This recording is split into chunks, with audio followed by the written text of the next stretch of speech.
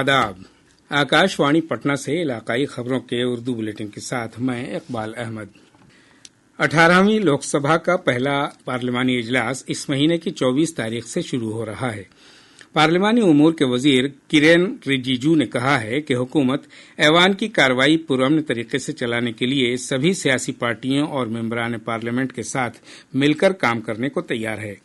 जनाब रिजिजू ने कहा कि पार्लियामेंट के पहले सेशन में नवमुंतखब मेंबरान को हलफ दिलाने और लोकसभा स्पीकर का इंतखाब समेत पार्लियामेंट के दोनों ऐवानों में सदर जमहूरिया का खुतबा होगा।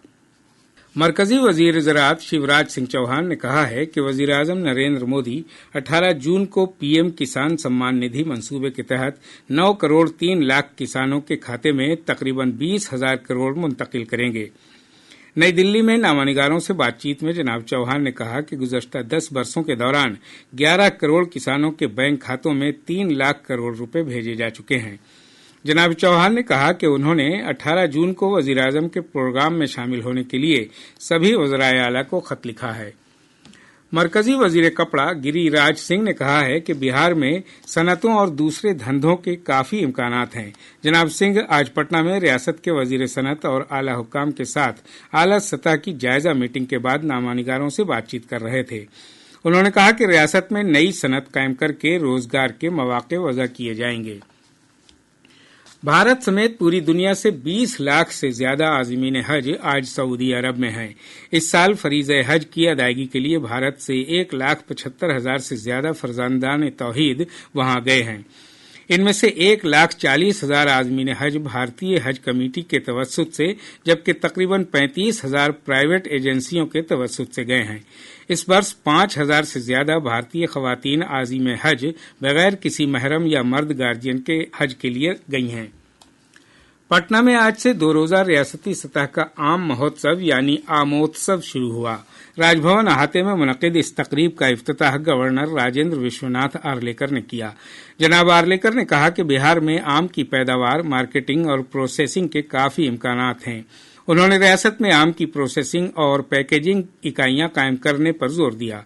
आम मेले के दौरान ज़राई साइंसदानों, आम पैदा करने वाले किसानों और एक्सपोर्टरों के साथ शुमाली भारत में आम की कटाई के मसले पर गौर किया जाएगा। इस दौरान खरीदारों और ताजिरों की मीटिंग भी मुनक्किद की जाएगी। लोगों के लिए आम की 300 से ज्यादा अक़साम की नुमाइश भी लगाई गई है। मेले में 1,000 से ज्यादा किसान, पार्क और बागबानी माहिरीन समेत साइंसदान भी शामिल हो रहे हैं।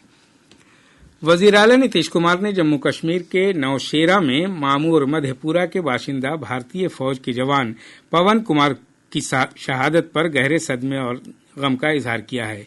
जनाब कुमार ने कहा कि शहीद जवान के अहल खाना को रियासती हुकूमत की जानिब से मंजूर शुदा इमदादी ग्रांट दिया जाएगा और पुलिस एजाजिया के साथ उनकी आखिरी रसूम अदा की जाएंगी।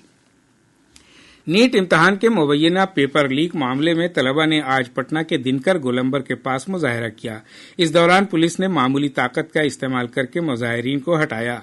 इधर सहरसा के वीर कुंवर सिंह चौक के पास अखिल भारतीय विद्यार्थी परिषद ने एहतजाजी मुजाहरा किया। रियासत के जनूबी हिस्सों में जबरदस्त गर्मी और लू की वजह से मामूलात जिंदगी मुतासिर हुई है। महकमा मौसमियात से मौसूला मालूमात के मुताबिक पटना, गया, नालंदा, नवादा, शेखपुरा, जहानाबाद, सारण, सीवान और जमुई जिले में लू की सूरत हाल बरकरार है। वहीं रियासत के शमाल मगरबी और शमाल वस्त हिस्सों में हीट डे जैसे हालात हैं। गुज़श्ता 24 घंटों के दौरान 45.9 डिग्री सेल्सियस ज्यादा से ज्यादा दर्ज हरारत के साथ बक्सर और भोजपुर रियासत के सबसे गर्म मकाम रहे। राजधानी पटना का ज्यादा से ज्यादा दर्ज हरारत 42.8 डिग्री सेल्सियस रिकॉर्ड किया गया।